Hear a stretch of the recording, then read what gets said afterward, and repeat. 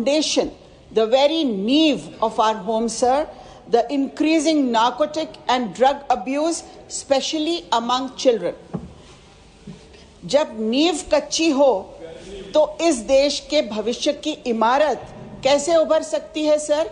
कैसे मजबूती से खड़े रह सकती है? ये प्रश्न है. Cases under liquor and narcotic drugs related acts constituted 52% of SLL crimes in 2022.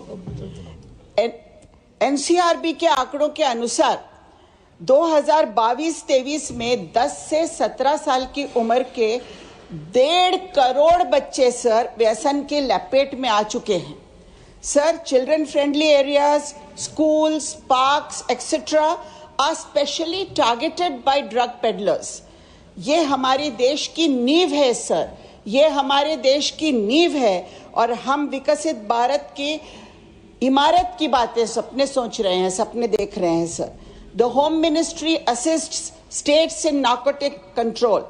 The scheme of assistance to states and union territories for narcotic control 2018-19 में 8 करोड़ का प्रावधान था, 21-22 में 1 करोड़ हो गया, 23-24 में नील हो गया. इस साल सर 13 करोड़ का प्रावधान किया गया है, लेकिन a great damage has already occurred out of this neglect.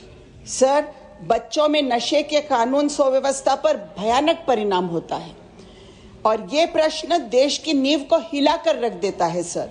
Cross border drug trafficking, the use of the dark web, cryptocurrency for buying drugs, parcel courier services for delivery still prevail. This is able to thrive due to a nexus with corrupt officials, which has also been established by courts, like the Punjab Haryana court in 2024. Sir, भ्रष्टाचार भी देश की नींव को कमजोर करता है. बच्चों में ड्रग एंड नार्कोटिक्स का अब्यूज का एक और भयानक परिणाम क्या है सर? नशे की हालत में गाड़ी चलाने के बढ़ते घटनाएं और होने वाले एक्सीडेंट्स. सर, ये पुणे में एक घटना हुई है 24 में 2 लोगों की जाने गई. पोर्शे गाड़ी चलाता हुआ वो 17 वर्ष का युवक सर उस नशे में धुत था. सजा क्या हुई? सजा ये हुई कि एक निबंध लिखने को कहा गया. Sir, this is not an isolated incident. Such incidents highlight a critical gap in narcotics and substance control and law enforcement. Drugs worth rupees 11,311 crores have been seized from seaports. भाषण समाप्त हुआ. श्री गुलाम अली, धन्यवाद.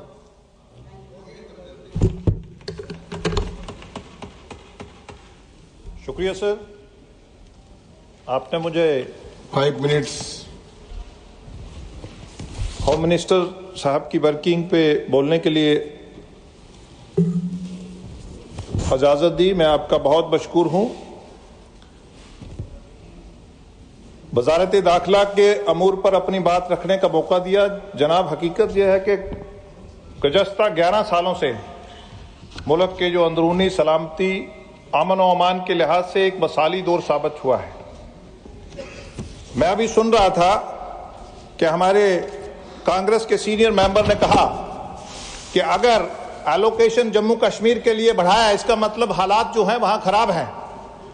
मुझे समझ नहीं आती कि आज मॉडर्न जमाना है, सिक्योरिटी फोर्सेस को टेक्निक से नवाजना है, साइबर क्राइम को करब करना है, तो एलोकेशन को हालात खराब से क्यों जोड़ते हैं, मुझे समझ नहीं आता है.